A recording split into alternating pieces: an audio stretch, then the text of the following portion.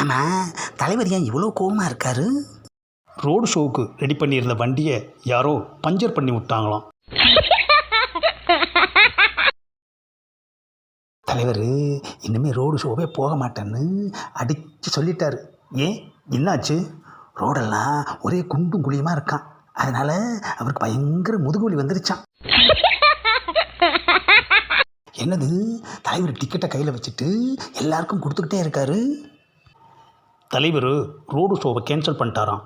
அதனால் theatre show ஏற்பாடு பண்ணியிருக்காரு. அதுக்காக தான் எல்லாத்துக்கும் டிக்கெட் கொடுத்துட்ருக்காரு. ஆஹா,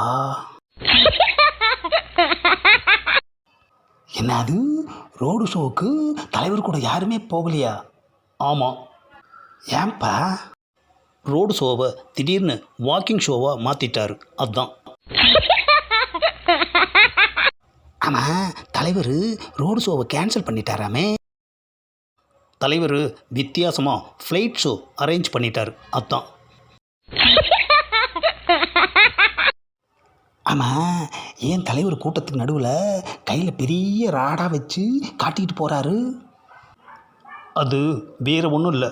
ரோடு ஷோங்கிறத ராடு ஷோன்னு தப்பாக புரிஞ்சுக்கிட்டாரு. அதுதான். தலைவர்கிட்ட ரோடு ஷோவுக்கு போகாதீங்கன்னு சொன்னேன், கேட்டாரா? ஏன், என்னாச்சு?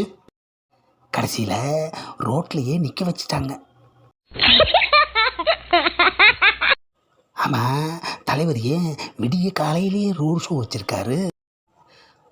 வாக்கிங் போகிறவங்களையும் சேர்த்துக்கிறதுக்காகத்தான். ஆஹா, நம்ம தலைவர் பயங்கரமான கில்லாடி. எப்படி சொல்கிற? ரோடு ஷோவை ஏன் சீக்கிரம் முடிச்சிங்கன்னு கேட்டதுக்கு ரோடு தீர்ந்து போச்சுன்னு சொல்லியிருக்காருன்னா பார்த்துக்க. ஏன் தலைவர் எதையுமே வித்தியாசமாக செய்கிறவர். எப்படி சொல்கிற?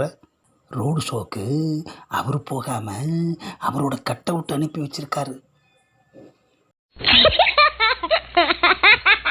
லைக் பண்ணுங்கள், ஷேர் பண்ணுங்கள், அப்படியே மறக்காமல் சப்ஸ்கிரைபும் பண்ணிடுங்க.